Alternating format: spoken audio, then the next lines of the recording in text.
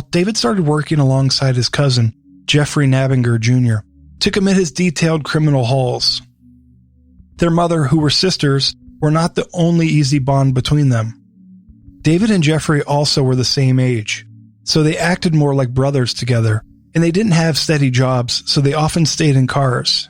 David and Jeffrey both sold pot in order to feed themselves, but since David loved to smoke, their goods didn't always last long enough to reach the hands of any customers. After dealing with these conditions for a while, eventually Jeffrey was able to land a place to live. And due to David's planning, there was going to be an opportunity to live it up after all.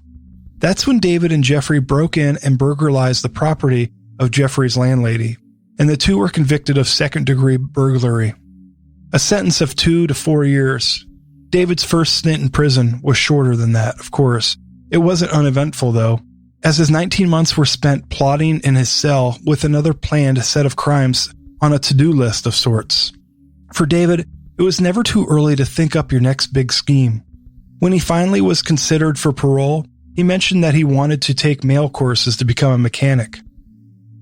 In this qualification that proved him ready for the real world once more, and soon he was out of jail and into the arms of his girlfriend, the oldest daughter of that bygone family acquaintance, Patricia Desmond. He spent many days with her at her place, but on other days his time was spent in stolen cars out of the nearby woods, where he could think up his next schemes alongside other fellow lowlifes. By the time David was 22, he was ready for more big trouble, and this time it came to bite him where it hurt. July 3rd, 2002, David met Jeffrey at a place called One Dirt Road. Together they planned with a young man by the name of Sean Duvall, and the three discussed their next heist. They had mapped out a fireworks and firearms shop. They were going to grab as many firearms, many firearms. The goal was simple, even spelled out for them. David had circled on the store's floor plan what items were going to be stolen. From there, the three agreed on the plan and executed it a day later, Independence Day, heading south of the state border to Halstead, Pennsylvania. There, they stole a pickup truck and drove it to Mess's Fireworks in Great Bend, not 2 minutes away.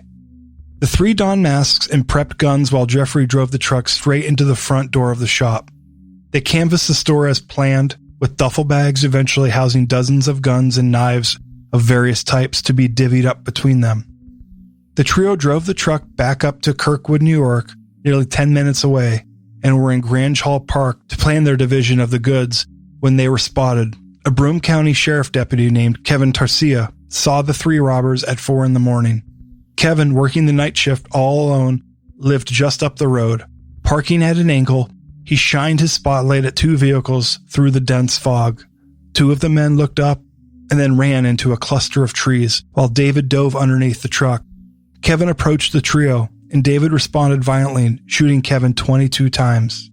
Kevin, bleeding out on a parking lot pavement, was soon terminated when Dave got in his car and drove over Kevin, making sure he was dead. Then he and his cousin both grabbed Kevin's handgun and flares, fleeing the scene and leaving Kevin's body to be discovered later that morning. His life is now celebrated every year on July 4th. It was yet another horrendous loss at the hands of a New York State crime spree. Kevin was also the first ever deputy sheriff in Broome County to die in the line of duty, protecting his community since the department's foundation in 1806. It was not much later after this robbery murder, 2 days in fact, when a witness aided the authorities with a tip, and David and his two partners in crime were arrested for their heinous actions. David's girlfriend also assisted the authorities in nailing David for the crime. Though the death penalty in New York is no longer lawful, this whole string of crimes could have ended that way that year, if it weren't for the fact that David and Jeffrey both pled guilty as advised, instead earning life sentences. For David, this time there was no chance of good behavior to earn him a spot in society again. He was transported to Dannemora at Clinton to serve his time for life without parole.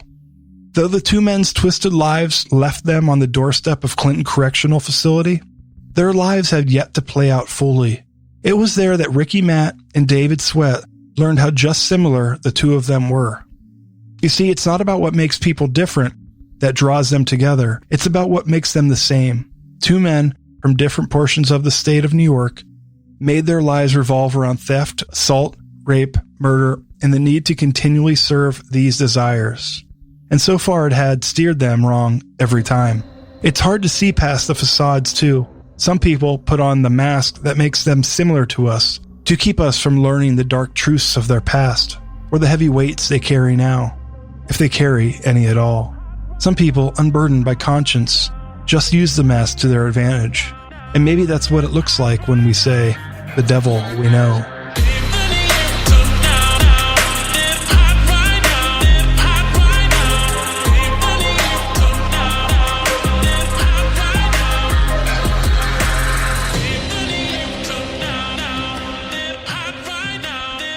Thanks so much for listening to this episode of Devil We Know.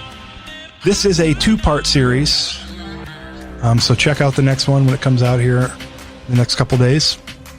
Follow us on Instagram and Facebook at Devil We Know Podcast, or on Twitter at Devil We Know Pod. If you like this episode, give us a 5-star review on our show on Apple Podcasts, or show support by giving us a thumbs up, 5-star, or smiley face, wherever you listen to podcasts.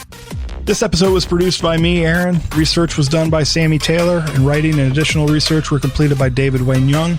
This episode was edited by Chase Gray. Thanks, everybody. As usual, keep your head on a swivel.